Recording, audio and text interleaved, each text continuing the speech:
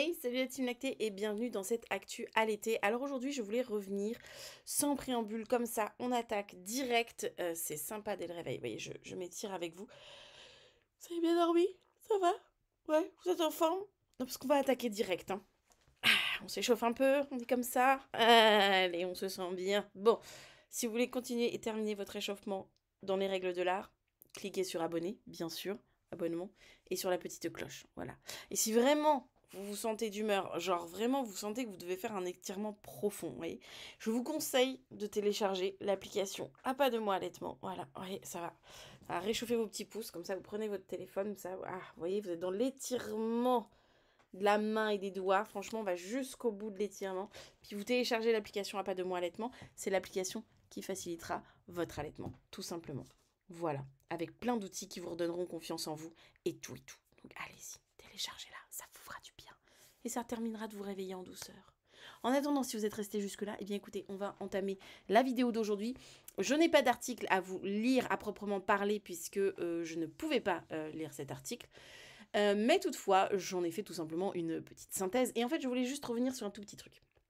Il est paru dans un grand média les dires d'un certain monsieur que vous voyez ici, pédiatre donc, et chef du service de nutrition pédiatrique à l'hôpital parisien Trousseau.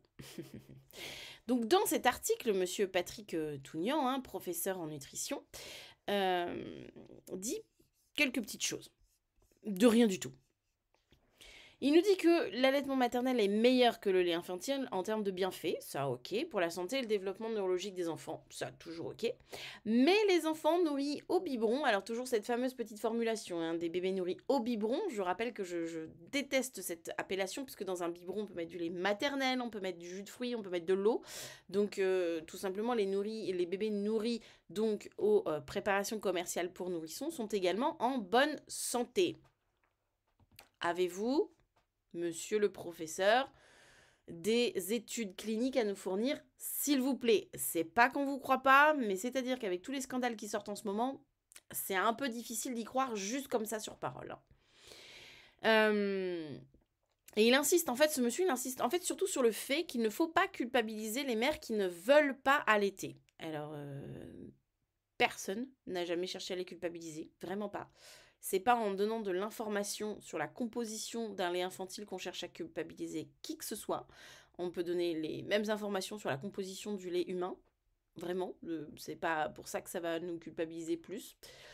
Voilà, qui ne veulent pas allaiter ou ne peuvent pas le faire. Bien entendu, il y a des parents qui ne peuvent pas le faire, et heureusement que les laits infantiles existent dans ces cas-là, effectivement.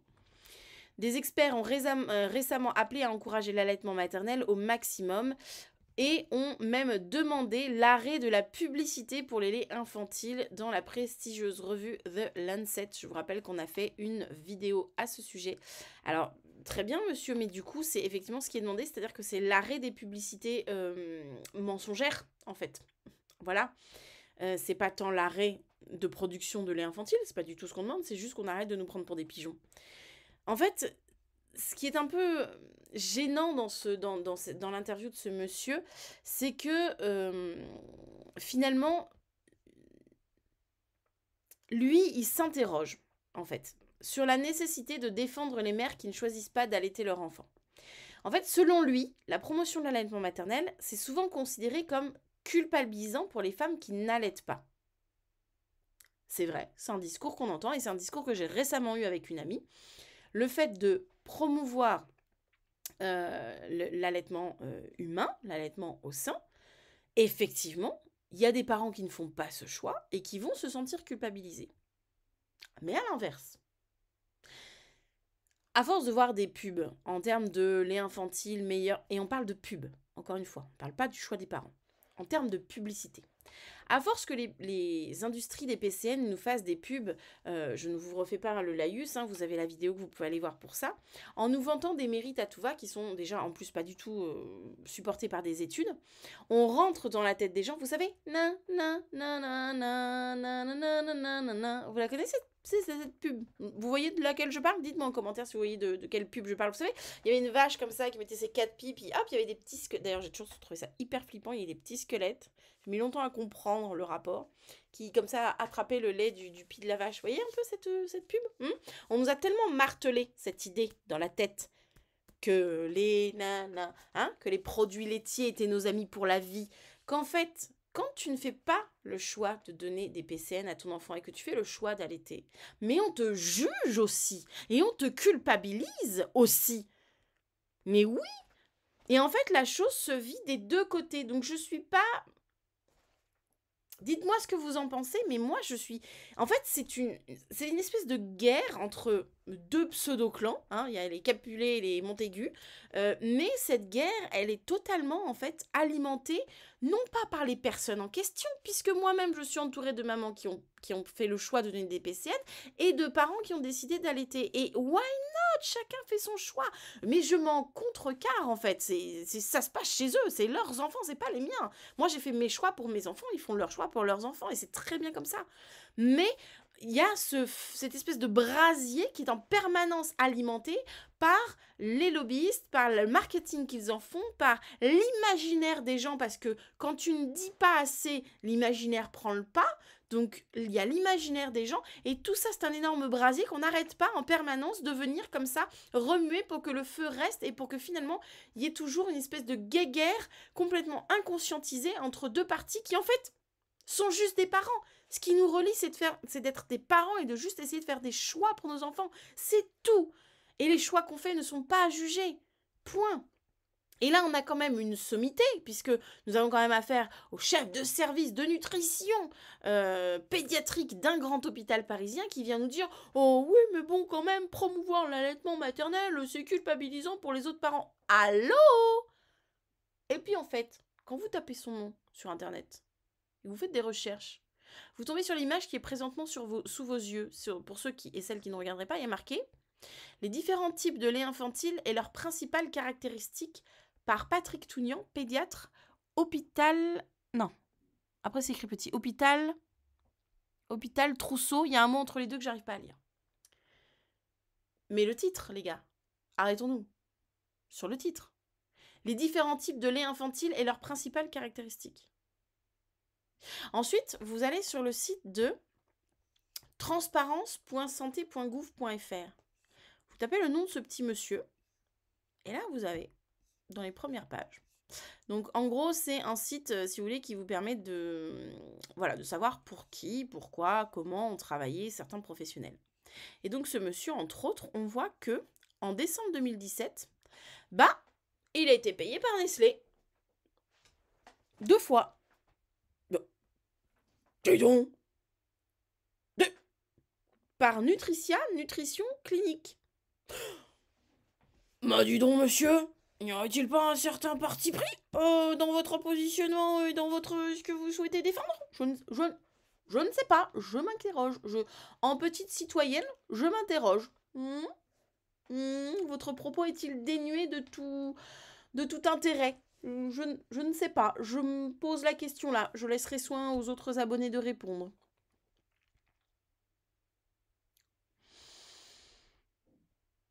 Il continue en disant, enfin, du moins, on continue le propos, certaines ont rencontré des difficultés qui les ont empêchées d'allaiter. C'est vrai. Elles souhaitent un meilleur... ce qui est dit par rapport à ce que disait ce monsieur, donc par rapport aux propos qu'il tenait. Donc selon lui, la promotion de l'allaitement maternel est souvent considérée comme culpabilisant pour les femmes qui n'allaitent pas. Et en fait, en réalité, mais beaucoup de femmes font ce choix en toute connaissance de cause. Faut arrêter de nous prendre... En fait, ce qu'il y a, c'est qu'il faut arrêter de nous prendre pour des andouilles. Quand on fait le choix de donner un PCN en général à notre enfant, on n'est pas couillonne, on a réfléchi. On a un petit peu cogité à notre truc. Il y a différents axes qui font qu'on a choisi potentiellement de ne pas allaiter. On peut avoir rencontré des difficultés. On peut avoir une propre histoire qui est complexe, avec le corps, etc. Et du coup, allaiter, ça va pas être possible. Il y a tout un tas de raisons qui font qu'on n'a pas forcément envie d'allaiter. Et ces raisons sont toutes absolument à ne pas remettre en cause. Elles sont toutes valables, elles sont toutes valides. Il n'y a absolument pas à discuter de ça. Par contre, ça n'empêche que quand on a fait ce choix éclairé, par exemple, si on a rencontré des difficultés, admettons, justement, on peut éventuellement souhaiter que d'autres femmes derrière nous, et c'est ce qui a été mon cas en l'occurrence, c'est ce qui a aussi motivé tout mon travail et tout le fait que j'ai carrément créé une application pour faciliter l'allaitement des parents, parce que ça a été aussi mon leitmotiv, c'était que finalement, il y ait un meilleur accompagnement des parents qui font le choix d'allaiter en fait. Parce que j'ai eu à un moment donné de ma vie, j'ai été dans l'obligation de donner des PCN à mes enfants. Ça a été à mon fils en l'occurrence, ça a été un déchirement total, affreux. Je ne pouvais pas, d'ailleurs ce n'est pas moi qui lui donnais le PCN dans le biberon, c'était quelqu'un d'autre, parce que je ne pouvais pas le faire tellement c'était un déchirement. Et je me suis dit, mais c'est pas possible, c'est pas possible.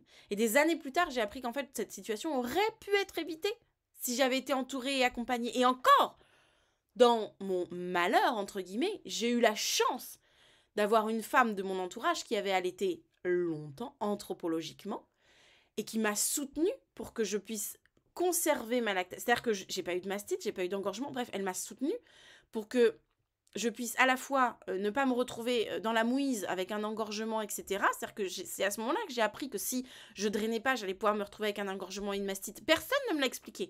Personne. Pas même l'ARS que j'ai appelé. Personne.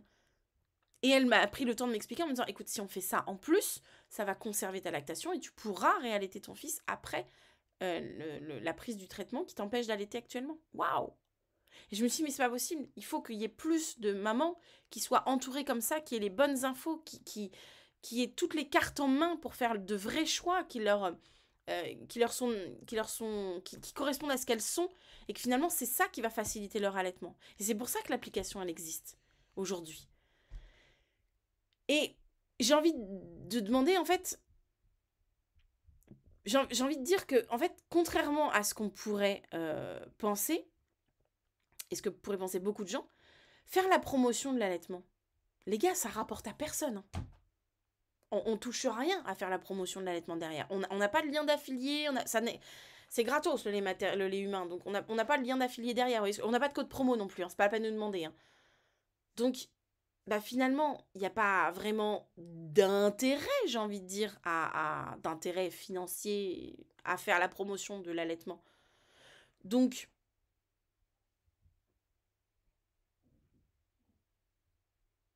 j'ai envie de dire, la promotion du lait infantile, du lait industriel, on l'a vu, on l'a dit, on l'a redit sur cette chaîne. Elle est un tout petit chouille financée, la promotion du lait infantile, juste à hauteur de 3,5 milliards par an de dollars. 3 fois rien. Franchement, même la petite souris donne plus que ça à ma fille quand elle perd une dent. Non, je déconne. Oh putain, elle serait riche, la petite souris. Non, je plaisante, bien sûr.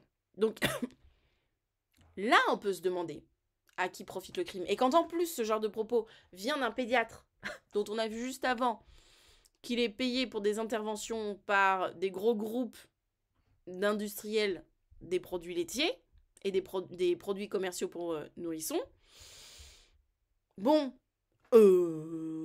conflit d'intérêt, alors notre conflit d'intérêt. Et en fait, voilà.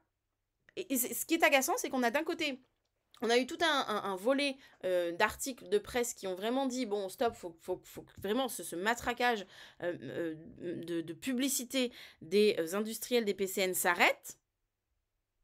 Et d'un autre côté, ils ont plein de bons petits soldats payés qui vont continuer à dire, oui, non mais bon, la promotion de l'allaitement maternel, quand même, c'est un peu culpabilisant pour les mères. Oh. Tu te calmes, Roger. Ça suffit. Parce que on n'est pas des pigeons. Quand on fait un choix, normalement, on le fait de façon éclairée.